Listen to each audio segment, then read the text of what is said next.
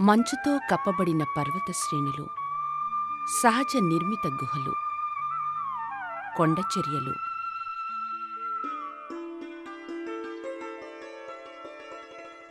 పూల లోయలతో, చల్లని అమృతప్రాయమైన నీటితో ఆర్యావర్తాన్ని సస్యశ్యామలం చేస్తున్న పవిత్ర నదులకు పుట్టినిల్లే హిమాలయ పర్వతరాజం. ఎందరో ఋషివరులు, మునిపుంగవులు ఇక్కడకు వచ్చి తమ ఆత్మబలాన్ని పెంచే కఠోరమైన తపస్సును చేస్తూ ఉండేవారు. వారు తమ శరీరమే ఒక ప్రయోగశాలగా చేసుకుని విభిన్న వైజ్ఞానిక పరిశోధనలు చేసి నిర్దిష్టమైన ఫలితాలు పొందేవారు. ఆ ఫలితాలతో మానవాళికి శ్రేయస్సును కలిగించేవారు. కానీ నేడు అటువంటి పరంపర అంతరించింది. ప్రత్యక్షంగా కనిపించేదే నిజమనుకుంటున్నారు. ఆత్మ సంబంధమైన, ఆధ్యాత్మికమైన, ధర్మ సంబంధమైన విషయాలతో తృప్తి లభించినప్పటికీ కంటికి కనిపించకపోవడంతో వాటిని చాలా తక్కువ మంది మాత్రమే తమ జీవనంలో అవలంబిస్తూ ఉంటారు. యుగ ఋషి, పూజ్య గురువులు పండిత శ్రీరామశర్మ ఆచార్య గారు ఈనాటి పరిస్థితులను ఎంతో లోతుగా విశ్లేషించి వాటిని ఆస్తిక సంకట్గా పేర్కొన్నారు.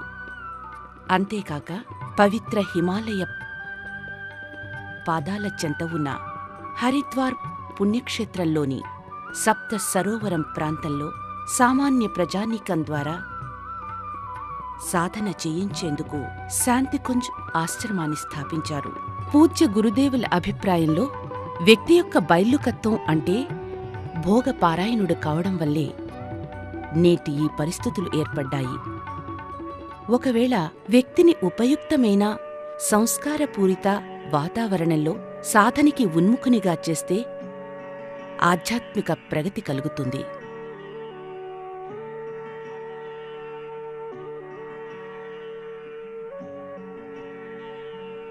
వ్యక్తిలోని ప్రతిభను వెలికితీసి అతనిని యుగశిల్పిగా మలిచి సమాజ సేవలో నిమగ్నుణ్ణి చేస్తే నవ సమాజ నిర్మాణం జరుగుతుంది. ఋషుల ఆశ్రమాలలోనూ అరణ్యాలలోనూ ఇటువంటి శోధనలే అప్పుడు జరుగుతూ ఉండేవి. ఆ సత్యయుగపు ప్రాచీన పరంపరని పూజ్య గురుదేవులు శాంతికుంజ్ గాయత్రీ తీర్థాల ద్వారా పునరుద్ధరింపచేశారు. మన శరీరం ఒక దివ్య రసాయనాల నిధి. వీటిని ఉత్తేజపరిచి మానసిక ప్రశాంతతను కలిగించుకుని అంతర్గత ప్రతిభను వెలికితీయడం ప్రతి ఆధ్యాత్మిక చింతనాపరులకు సులభమే. తగు మోతాదులో హార్మోన్ల అవిరళ ప్రవాహం వ్యక్తిలో స్ఫూర్తిని పెంపొందింపచేస్తుంది. అతనిని బలీయమైన తేజో సంపన్నునిగా చెయ్యడమే కాకుండా దీర్ఘాయుష్యునిగా కూడా చేస్తుంది.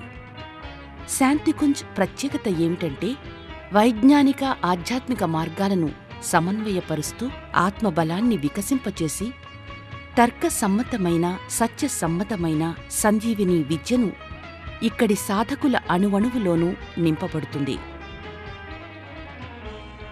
తమ సూక్ష్మ దృష్టితో పూజ్య గురుదేవులు మానవ శరీరాన్ని, మస్తిష్కాన్ని అనంతమైన శక్తి భాండాగారంగా అభివర్ణించారు. మనిషి మనీషిగా, మహామనిషిగా, సిద్ధపురుషునిగా క్రమంగా పరిణమిస్తూ ముందుకు వెళ్తాడు. ఇప్పుడు ఒక ప్రశ్న ఉదయిస్తుంది. ఇంత శక్తి ఉన్నప్పటికీ మనిషి తనలో దాగి ఉన్న ప్రతిభను ఎందుకు తెలుసుకోలేకపోతున్నాడు? అతను ఆత్మ న్యూనతాభావంతో ఎందుకు వంచితుడవుతున్నాడు? దీనికి కారణం ఆత్మ ప్రబోధాన్ని మనిషి తన జీవితంలో అనుసరించలేకపోవడం.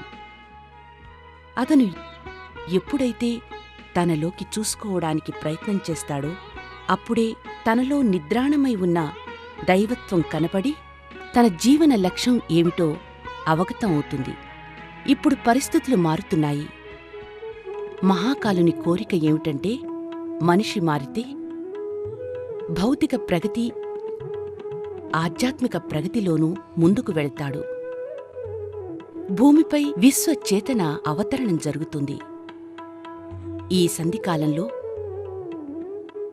విశిష్టమైన సాధనా పద్ధతులను శాంతికుంజు వంటి సుసంస్కారిత సాధనా ప్రదేశాలలో చేసినట్లయితే పరిణామం ఫలవంతమవుతుంది.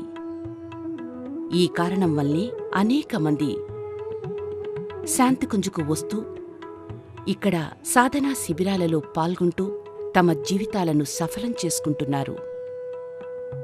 ఇక్కడి వాతావరణంలో దివ్య ప్రభామండలం విలీనమై ఉంది. అది నిరంతరం సాధకులను ప్రకాశవలయంలో నిబద్ధులను చేస్తుంది. పూజ్య గురుదేవులు ఉపాసనా క్రమంలో 3 ప్రధాన విధులు చెప్పారు. అవి ఉపాసన, సాధన, ఆరాధన. ఇవి ఆధ్యాత్మిక ప్రగతికి మూలస్తంభాలు. ఉపాసన సాకారం కావచ్చు, లేక నిరాకారం కావచ్చు. ఈ ఉపాసనలో భగవంతుని సన్నిధానంలో మనస్సుని నిలిపే శక్తిని సంపాదించుకుని అనేక గుణాలను ఆత్మతో విలీనం చేసుకోవడమే ఇదే ఉపాసన సమర్పణ యోగం. ఎప్పుడైతే మనిషి తనను తాను మరిచి తనను తాను తదాత్మాన్ని పొందుతాడో అప్పుడు దైవానుగ్రహం వల్ల సంతుష్టుడవుతాడు. ఎప్పటి వరకు అహంకారం నశించదో అప్పటి వరకు ఉపాసన నిష్ఫలంగా ఉంటుంది. సాధన పరమార్థం విచిత్రమైన జీవితాన్ని సుచిత్రంగా చేసుకోవడం, నిద్రాణమై ఉన్న సుసంస్కారాలను మేల్కొల్పడం. స్వాభావికంగా మానవ జీవితం విచిత్రమైనది. అది కోరికలు, పరువు, ప్రతిష్టలు, భ్రాంతుల సమూహం. ఎప్పుడైతే మనిషి సాధన చేసి తన మానసిక శారీరక పరిస్థితులను సమాయత్తపరుచుకుంటాడో అప్పుడే అది పరిపూర్ణ సాధన అవుతుంది. చంచలత్వాన్ని నిరోధించి మనస్సును ఒకే కేంద్రంపై లగ్నం చేసుకోవడం దీనిలోనే వస్తుంది. ఆరాధన అంటే తన ప్రతిభను, జ్ఞానశక్తిని, సంపాదనను సువిశాలమైన ప్రపంచం కోసం ఉపయోగించాలని కోరిక. వ్యసనాలు మనిషిని పతనం వైపుకు లాగుతాయి. ఈ పెడదారి నుండి తనను తాను రక్షించుకుని ఉన్నతినిగా చేసుకునే ప్రయత్నం జరిగితే పశుతుల్య స్థితి నుంచి మనిషి స్థితికి ఎదిగి మనీషిగా, మహామనీషిగా మారతాడు. ఈ జీవితంలోనే అది సాధ్యమవుతుంది. వ్యావహారిక జీవితంలో తపశ్చర్యను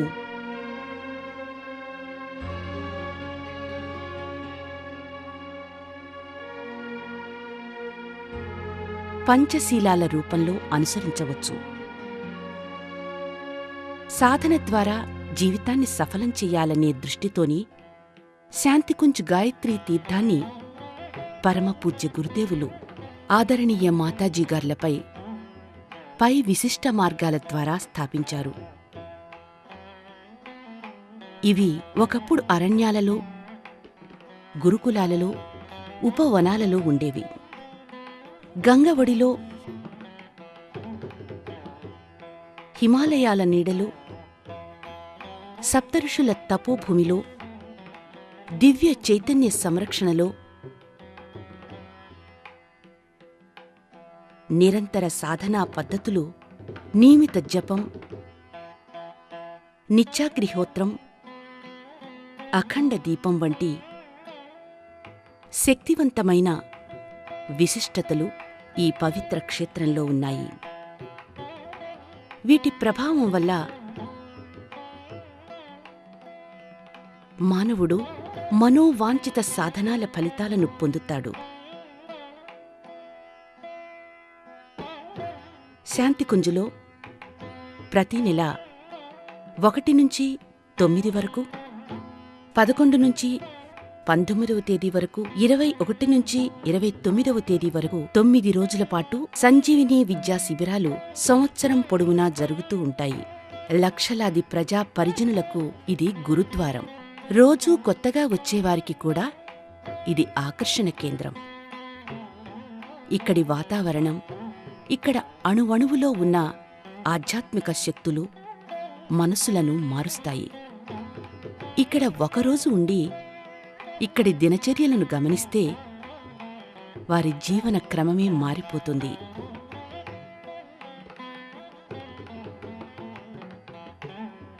బ్రహ్మవర్చస్సో సంస్థాన్లోని సాధనా ప్రయోగాలు దీనిని నిరూపిస్తాయి. కాబోయే సాధకునికి వైజ్ఞానికంగా పరీక్షలు చేయబడతాయి. సాధనా సలహాలు, ఆరోగ్య నియమాలు, వనౌషధులు, చికిత్సల తరువాత అతనికి యోగాసనాలు, ప్రాణాయామం, ముద్రాబంధం, ధ్యానధారణ మొదలైనవి నేర్పబడతాయి. వీటిని చేయడం వల్ల శరీరంలోని రసాయనాలు, ప్రాణశక్తి, ఇతర పదార్థాలలోనూ ఎటువంటి మార్పు కలిగిందో ఇక్కడి నిష్ణాత చికిత్సకులు పరీక్షిస్తారు.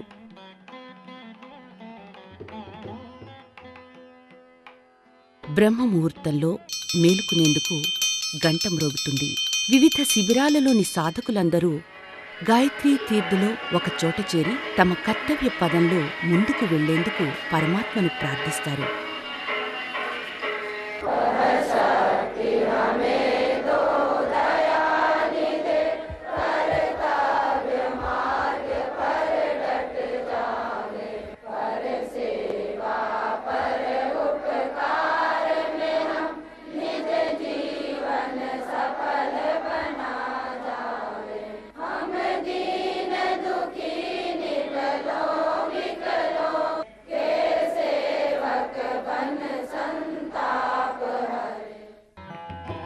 పతంజలి మహర్షి అష్టాంగ యోగంలోని యమ నియమ తరువాత ఆసనాలు, ప్రాణాయామాలు చేస్తారు.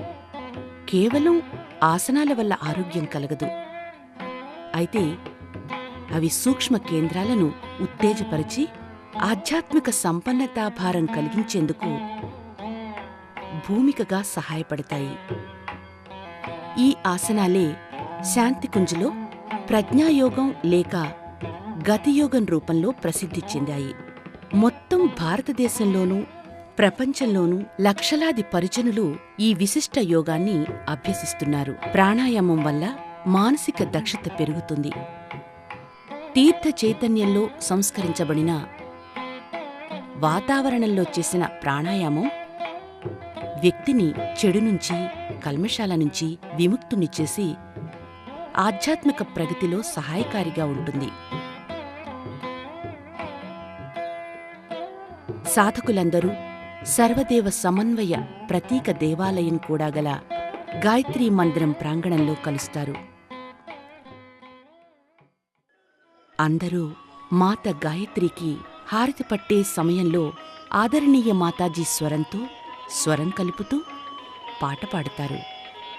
ఇది మూలతః సద్బుద్ధికి అధిష్టాన దేవత అయిన మహాప్రజ్ఞను,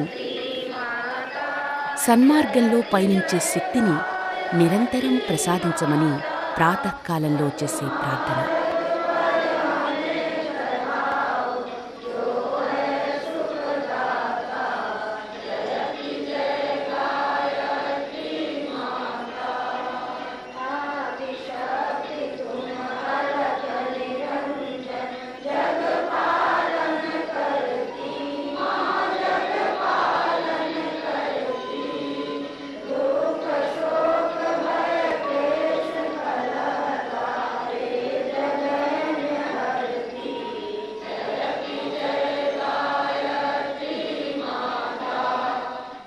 తర్వాత సాధకులందరూ ఒకచోట చేరి సూర్యుని సువర్ణ ప్రకాశంతో పాటు ధ్యానించడంలో నిమగ్నులవుతారు.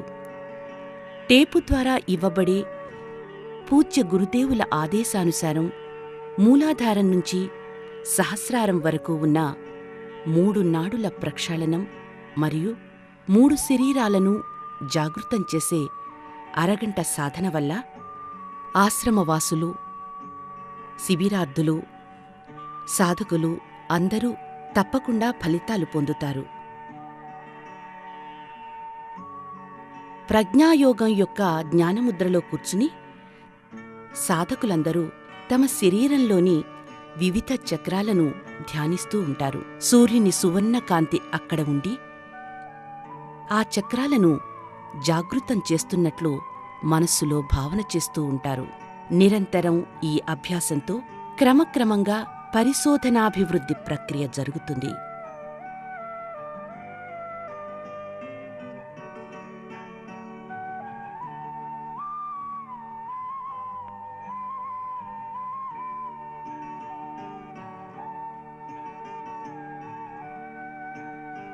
ఈ ప్రక్రియ అనేక ప్రజ్ఞాసంస్థల ద్వారా లేక లక్షలాది పరిజనుల ద్వారా ఇళ్లలోనే ఉంటూ ఒకే సమయంలో నియమిత రూపంలో కూడా చెయ్యబడుతూ ఉంటుంది.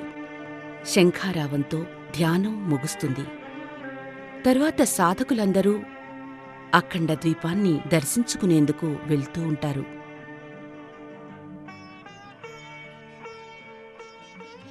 ప్రేరణ కలిగించే ఆదరణీయ మాతాజీగారి లేక దేవకన్యల స్వరంతో పాడిన గీతాలాపనలు ఈ ప్రాంగణమంతా మారుమ్రోగుతాయి.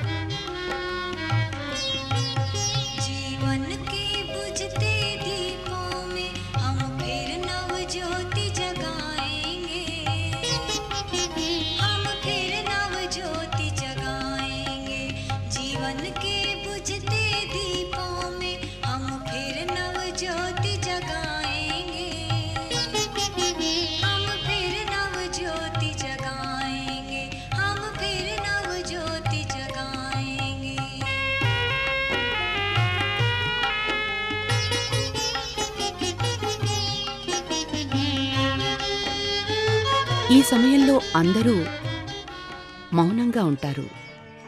యజ్ఞం తర్వాత వ్యావహారిక ఆధ్యాత్మిక జ్ఞానయోగం, కర్మయోగం, వ్యక్తి నిర్మాణం, కుటుంబ నిర్మాణం, సమాజ నిర్మాణం మొదలైన విషయాలపై సమర్థులైన వక్తల చేత పూజ్య గురుదేవుల నిర్దేశానుసారం ప్రసంగాలు ఇవ్వబడతాయి.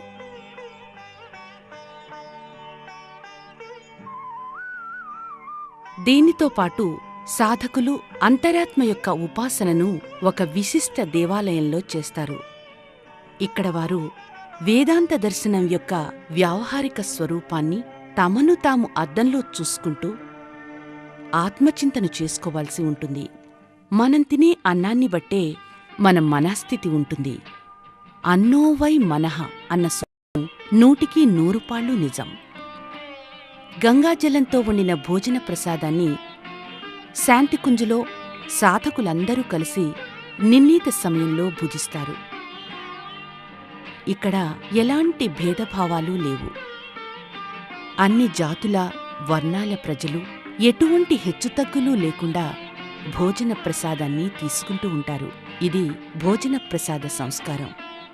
వ్యక్తిలో నిరంతరం పవిత్ర భావనలు కలిగిస్తూ అతన్ని సాధనాక్షేత్రంలో ముందుకు నడిపించడంలో తోడ్పడుతుంది.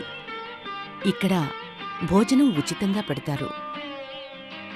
ఇది అన్నపూర్ణాదేవి యొక్క భోజనాలయం. ఎవరైనా శ్రద్ధతో ఏదైనా ఇవ్వదలుచుకుంటే వారి ఔదార్యాన్ని స్వీకరించి రసీదు ఇస్తారు. ఇక్కడ ఎవరినీ ఏ దానాలు కోరరు. హిమాలయ ఋషుల శక్తి యొక్క ప్రేరణచే పరమపూజ్య గురుదేవులు యుగతీర్థమైన శాంతికుంజులో దేవాత్మ హిమాలయం అనే భవ్య మందిరాన్ని స్థాపించారు.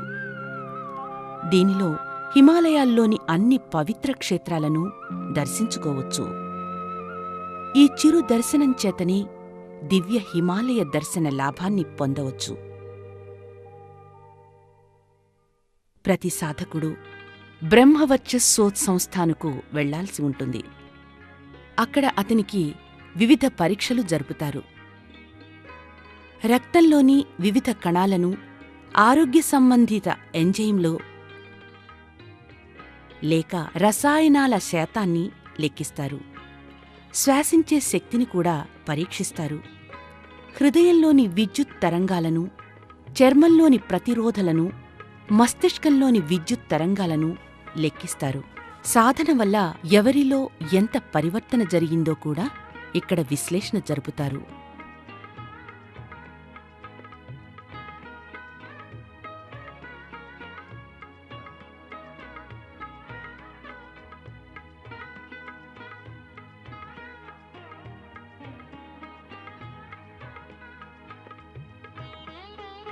పూర్వకాలంలో చరక మహర్షి దుర్గమ అరణ్యాలలో రోగగ్రస్తులను ఆరోగ్యవంతులుగా చేసి వనౌషధులను శోధించి వాటిపై పరిశోధనలు చేసేవారు. అదేవిధంగా శాంతికుంజ్ దుర్లభమైన ఔషధాలను గుర్తించి వాటి గుణకర్మ ప్రభావాలను ఆధునిక వైజ్ఞానిక యంత్రాల ద్వారా పరీక్షిస్తూ ప్రయోగాలు చేస్తూ ఈ ఔషధాలను పునర్జీవింపచేసింది. పతనాన్ని అభివృద్ధి మార్చేదే కల్పసాధన.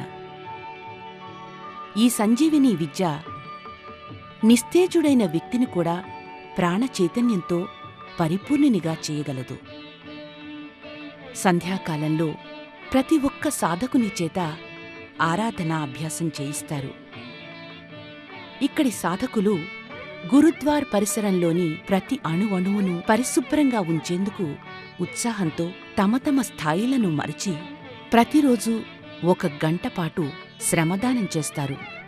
దీనివల్ల సాధకుని మనసులో పవిత్ర సాధనా స్థలంపై శ్రద్ధ పెరుగుతుంది.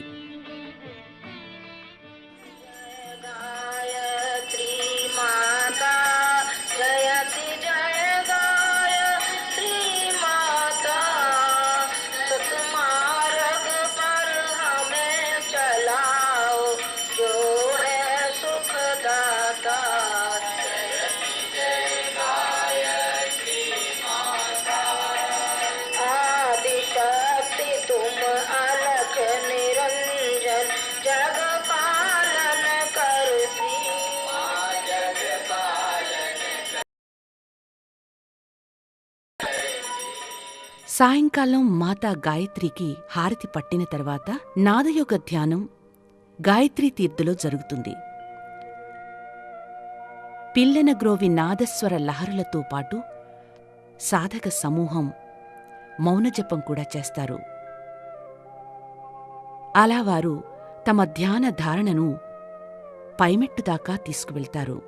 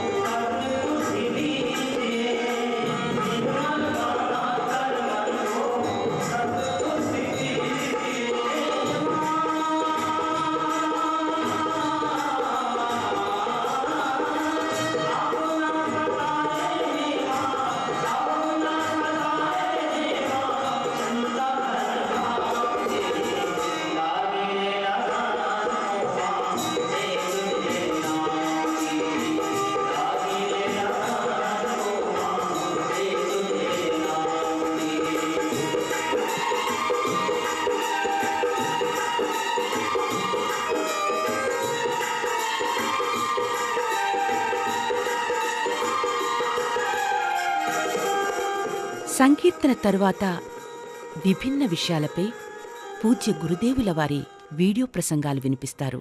हमने अपनी शक्तियों को जो स्वयं की कमाई हुई थी अथवा भगवान की दी हुई थी या पहले जन्मों की थी, हमने खाई नहीं है उसमें से सब हमने बोई और बोने के बाद में हम मालदार हुए. आपसे हमको सिर्फ एक बात कहनी है, दूसरी कुछ नहीं कहना है. यहाँ बुला करके गुरु जी और कुछ कथा कहिए नहीं, और कोई कथा नहीं हमारे पास, और कोई रामायण सुनाइए, कोई मंत्र सुनाइए. एक ही मंत्र है हमारे पास. कौन सा मंत्र है? सिद्धांतों को जीवन में शामिल कर लीजिए. हमने सिद्धांतों को जीवन में शामिल किया है, आप भी शामिल कीजिए. 9 రోజుల శిబిరంలో ఒకరోజు సాంస్కృతిక కార్యక్రమాలు కూడా జరుగుతూ ఉంటాయి. ఇందులో నవసమాజ నిర్మాణ సంబంధిత అభినయాత్మక కార్యక్రమాలు, ప్రదర్శనలు జరపబడతాయి.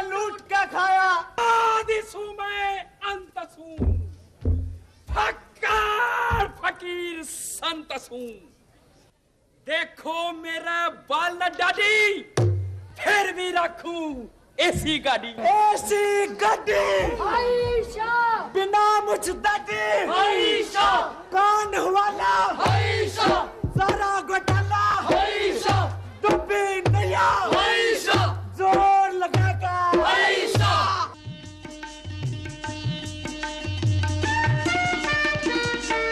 हमारा है यह दृढ़ संकल्प, नया संसार बसाएंगे. हमारा है यह दृढ़ संकल्प, नया संसार बसाएंगे. नया इंसान बनाएंगे, नया संसार बसाएंगे.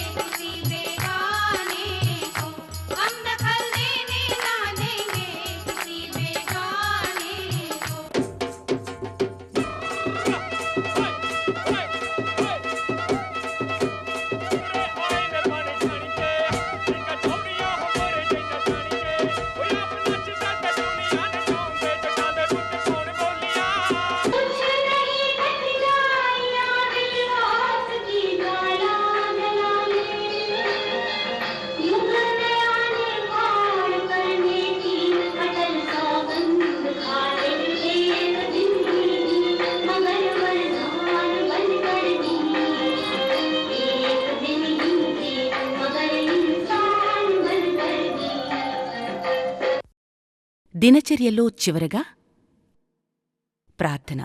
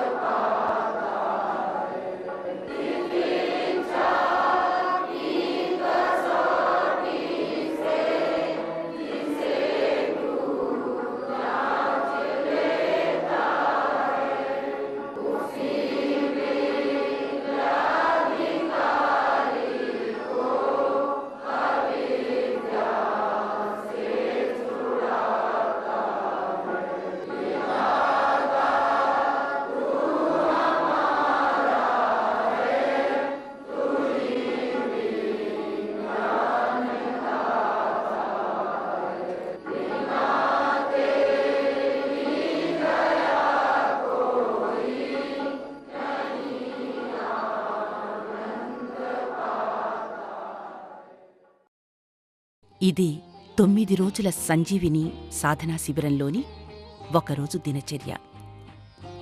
ఎవరైనా ఒకసారి ఈ దినచర్యలో పాల్గొంటే తనను తాను పూర్తిగా మార్చుకుని కృతార్థుడవుతాడు. దీనితో సాధకునకు ఆధ్యాత్మిక ప్రగతే కాకుండా తేజోవంతమైన రూపం కూడా లభిస్తుంది. శాంతికుంజులో సమాజ సేవకులను తయారు చేసే నిమిత్తం 1 నెల యుగశిల్పి శిబిరం కూడా నడపబడుతుంది. ఇందులో ధర్మతంత్రం ద్వారా లోకశిక్షణ స్వరూపం తెలుపబడుతుంది. చింతనాపరుల మధ్యలోకి వెళ్లి వ్యక్తిత్వ సంపన్నులైన ఈ లోకసేవకులు ధార్మిక కర్మకాండలు, ఆధ్యాత్మిక ఉపచారాల మర్మాన్ని విద్యాసమ్మతమైన వ్యాఖ్యానంతో తెలియచేయడం వల్ల దేవ సంస్కృతి నిర్ధారణలపై శ్రద్ధ పెరుగుతుంది. దీనితో పాటు ఇక్కడ చర్చా తరగతులు కూడా జరుగుతాయి. వీటిలో సమాజ నిర్మాణ సంబంధిత ముఖ్యమైన విషయాలపై చర్చలు జరుగుతాయి.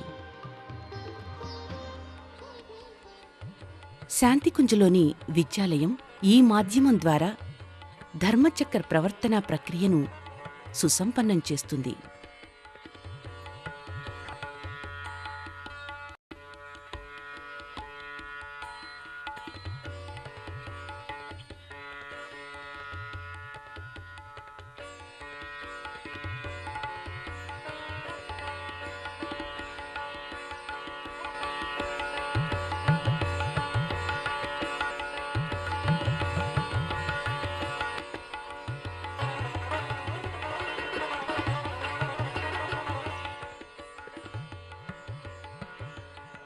సంగీతం ద్వారా జన జాగృతికి ఇచ్చే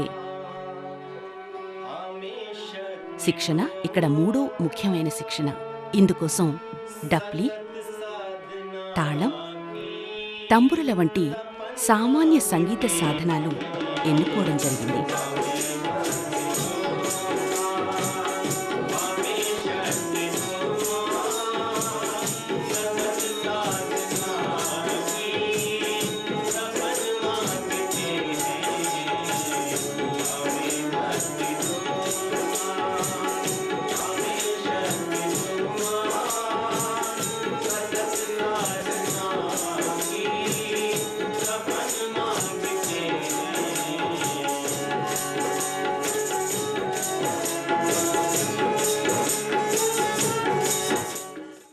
ప్రజల మానసిక వ్యధలను పరిష్కరించేందుకు సూక్ష్మ జాగరణ ప్రక్రియ ఇక్కడ నేర్పబడుతుంది.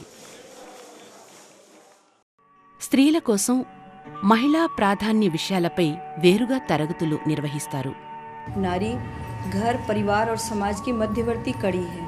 अगर नारी को शिक्षित, सुसंस्कृत, उसे जागृत न किया जाए और उनके अधिकारों से उसे वंचित रखा जाए तो आने वाले समय में धरती पर, समाज और राष्ट्र में संस्कृति नाम की कोई चीज़ नहीं रहेगी.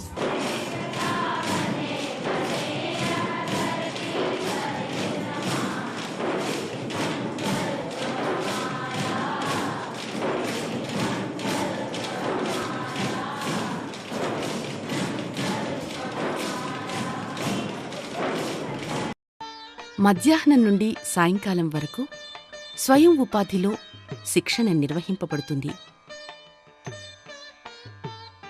దీనివల్ల స్వయం సముపార్జన మార్గం దొరకడమే కాకుండా దేశ సమస్యకు ఒక పరిష్కారం కూడా లభిస్తుంది. అలాగే లోక సేవికలు తమ ఆర్థిక పరిస్థితులను మెరుగుపరుచుకునేందుకు ఆధారం అవుతుంది. ఇదే ఈ శిక్షణల మూల సూత్రంలోని పరమార్థం కూడా. శాంతికుంజ్ స్వయం ఉపాధి విద్యాలయం తనకు తానే ఒక ప్రత్యేకత కనబరుస్తుంది.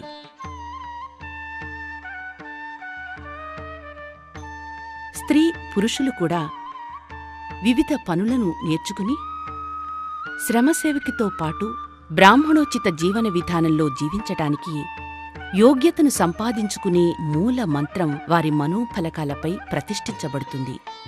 యజ్ఞ సామగ్రి నుంచి సాంబ్రాణి కడ్డీల తయారీ,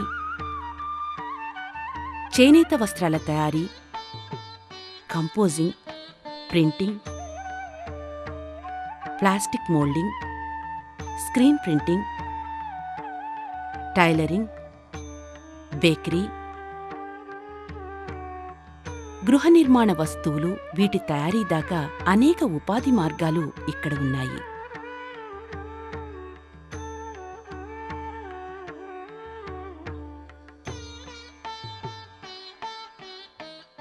కొంతమంది ఆర్థిక స్తోమత లేక, మరికొంతమంది తీరిక లేక శాంతికుంజుకు రాలేకపోతూ ఉన్నారు. అటువంటి వారికి హిమాలయంలోని ఋషుల పరంపర, సనాతన చింతనకు ఇక్కడ సమాచార ప్రసార విభాగం ఆడియో వీడియో క్యాసెట్లు మరియు మల్టీమీడియా సీడీల ద్వారా అందిస్తుంది.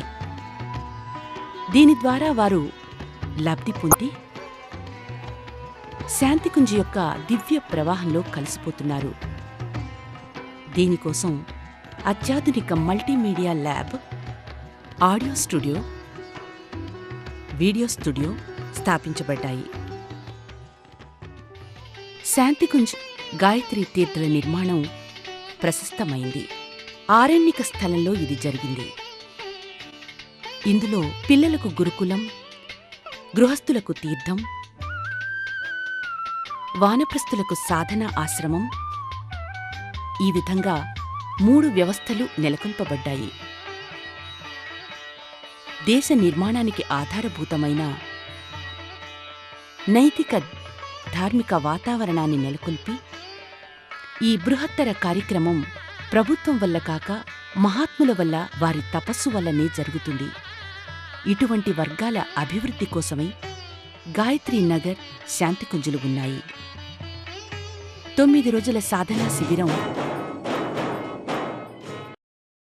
1 నెల శిక్షణ పొంది శిబిరార్థులు ఇక్కడ కొంతకాలం ఉంటారు. వారు ఇక్కడ సువిశాల పరివారం మధ్య ఉంటారు. అందరూ కలిసిమెలిసి జీవించడం ఎలాగో నేర్చుకుంటారు. ఒక సమాజంలోని పెద్ద కుటుంబ స్వరూపాన్ని ఇక్కడ చూడవచ్చు. ఇక్కడ నుంచి వెళ్లే సమయం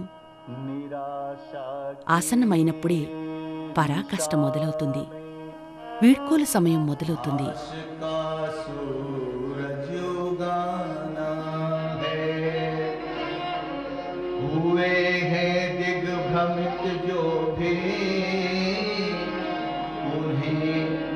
सदपथ दिखाना है, चमकना हर अंधेरे में हमारी ही किरण बनकर,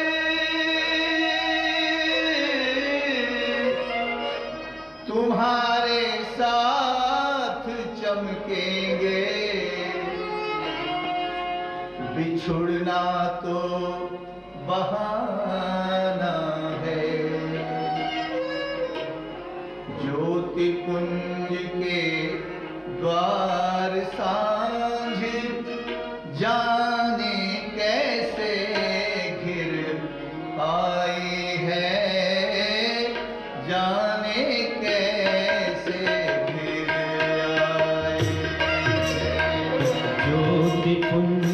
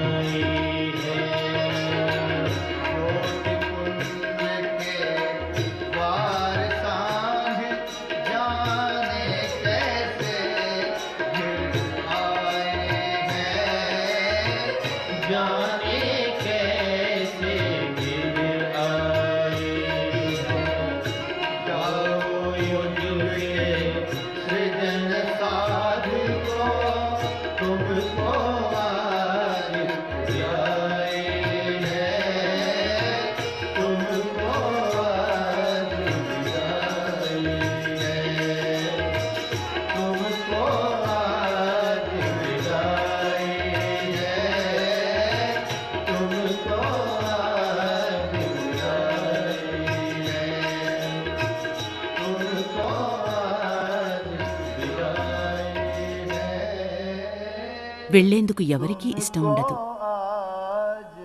మళ్ళీ మళ్ళీ రావాలని కోరిక పుడుతుంది. అయితే ఔపచారికంగా ఇక్కడి నుంచి వెళ్లే సాధకులు తాము నేర్చుకున్న క్రమశిక్షణను తమ జీవనంలో అనుసరిస్తూ ఆచరిస్తూ ఇతరులకు మార్గదర్శకులుగా ఉంటూ పూజ్య గురుదేవుల ఆశీర్వాదం రక్షణ సదా పొందుతూ ఉంటారు. శాంతికుంజకు మీ అందరికీ హృదయపూర్వక స్వాగతం. साधना का अर्थ होता है अपने आप को साध लेना. अपने आप को साधना सबसे कठिन काम है. इस जीवन संग्राम में जब हम प्रगति की पथ पर आगे बढ़ते चले जा रहे हैं तब एक सबसे बड़ा प्रश्न हमारे सामने आता है कि प्रतिकूलताओं से घिरी हुई जिंदगी में हम अपने आप को कैसे साधें. विचार हमारे अनगढ़ भागते रहते हैं. हमारी संयम की शक्ति आज की इन परिस्थितियों में पूरी तरह से निभ नहीं पाती, तो हमारे वास्तव में शक्ति का क्षय होता चला जा रहा है. इसलिए हम अपने ऊपर नियंत्रण नहीं रख पाते. औरों का प्रबंध करना, औरों की व्यवस्था बनाना बड़ा आसान है, परंतु अपना स्वयं का प्रबंध करना, स्वप्रबंधन सबसे मुश्किल है. और जो आदमी स्वयं को साध लेता है वो सारी दुनिया को साध लेता है. परम पूज्य गुरुदेव ने कहा है अपने आप को साध लेना, अपने आप को सुधार लेना ही संसार की सबसे बड़ी सेवा है. हम औरों की सेवा करने से पहले यदि अपने आप को व्यवस्थित बनाना सीखें, अपने आप को सही बनाना सीखें, तो ये सबसे बड़ा कार्य आज के युग में हम परम पुनित पुण्य का कार्य कर रहे होंगे. संजीवनी साधना सत्र के माध्यम से शांतिकुंज के इन सत्रों में एक प्रशिक्षण दिया जाता है कि आप अपने आप को कैसे साधें. साधना का अर्थ होता है अपने अनगढ़ को सुगढ़ बना लेना, अपने असंस्कृत मन को सुसंस्कृत बना लेना, अपने अंदर के जो सोए हुए देवता है उसको जगा लेना. और इसके लिए बहुत ज़्यादा जरूरी है हम जीवन देवता की साधना सीखें, आराधना सीखें. और जीवन देवता लाइफ डिटी जिसे कहा गया है उसको साधने के लिए बहुत सारे उपक्रम बताए गए हैं. इसमें सबसे सहज उपक्रम है संजीवनी साधना. संजीवनी के बारे में एक सुविख्यात तथ्य है कि हनुमान जी को लक्ष्मण को लगी हुई मूर्छना बाण की स्थिति में ढूंढने के लिए जाना पड़ा था एक औषधि हिमालय में, और हिमालय से लाई हुई इस औषधि से उन्होंने मूर्छित अवस्था में पड़े हुए लक्ष्मण को जगाया था. इस दृष्टांत के माध्यम से आप जान सकते हैं कि संजीवनी की महत्ता कितनी हमारे जीवन में. इस दृष्टांत के माध्यम से आप जान सकते हैं कि आज मूर्छित कौन है. मूर्छित मानवता है, मूर्छित समस्त संसार है, समस्त विश्व है. और उसको जगाने के लिए बहुत ज़्यादा जरूरी है कि हम सुबह से शाम तक का ये साधना का जो दैनंदिन क्रम है शांतिकुंज का, इसके माध्यम से उनको जगाने की प्रक्रिया को आरंभ करें. जगाया जाता है सुबह से शाम तक के इस रूटीन के द्वारा, एक प्रकार के ऐसे शिक्षण के द्वारा जिसमें कि प्रातःकाल से लेकर शाम तक हमारा दैनंदिन जीवन क्रम कैसा होना चाहिए, हम क्या सोचें, हम क्या खाएं, हम कैसे रहें, और हम कण कण से कैसे शिक्षा लें, हम चलें तो कैसे, हम बैठें तो कैसे. इस प्रकार से प्रातःकाल की साधना से लेकर के सायंकाल की साधना और टाइम मैनेजमेंट से लेकर समय की प्रबंध से लेकर एक एक घंटे का, एक एक मिनट का, एक एक क्षण का ऐसा हिसाब रखा जाए कि आदमी कभी गड़बड़ाने न पाए. वो शिक्षण यहाँ से लेकर के जाए तो जहाँ भी जाएगा व्यक्ति इस संजीवनी साधना को यदि वो अपने जीवन में उतारता है तो उसका निश्चित रूप से परिष्कार होगा, कल्याण होगा. दुनिया भर के योग उपचार बताए जाते हैं, प्राणायाम साधनाएं बताई जाती हैं, और भी कई प्रकार के साधनाओं के लिए प्रशिक्षण चला करता है. पंचकोशी साधनाएं, षटचक्र की साधनाएं, तंत्र की साधनाएं. पर यदि सबसे बड़ी साधना गुरुदेव के शब्दों में यदि सुनी जाए तो वो साधना है जिसका नाम है संजीवनी साधना, जो हमारे सोए हुए मन को, हमारे सोए हुए प्रसुप्त अंतःकरण को जगा दे और हमें इस बात का आभास करा दे कि हमें किस कार्य के लिए इस धरती पर भेजा गया है. संजीवनी साधना, जिसे आप शांतिकुंज के सत्र श्रृंखला के माध्यम से जानते हैं, उसमें प्रातःकाल के जागरण की वेला से लेकर के वंदनीय माता जी के शब्दों में किए गए प्रार्थना के माध्यम से जो कुछ भी सुबह से शाम तक का दैनंदिन क्रम चलता है, उस क्रम से एक ही बात, एक ही संदेश हम सबको मन में जाता है, हमें कैसे जीवन जीना चाहिए. जीवन जीने की कला का प्रशिक्षण है एक प्रकार से संजीवनी साधना. जीवन जीना एक कला है, सोचना एक कला है, जीवन में वास्तव में सही विचारों को आरोपित करना एक कला है. और ये कला यदि हम सीख लें, ये आर्ट यदि हम सीख लें, तो वास्तव में हम सच्चे कलाकार की तरह हंसती हंसाती, खिलती खिलाती, मस्ती भरी, स्फूर्ति से भरी जिंदगी जीते हुए अपने आप को एक साधक बनाते हुए जीते चले जाएंगे. संजीवनी साधना के माध्यम से आपका जीवन श्रेष्ठ साधक के रूप में विकसित हो, पुष्पित हो, पल्लवित हो. यही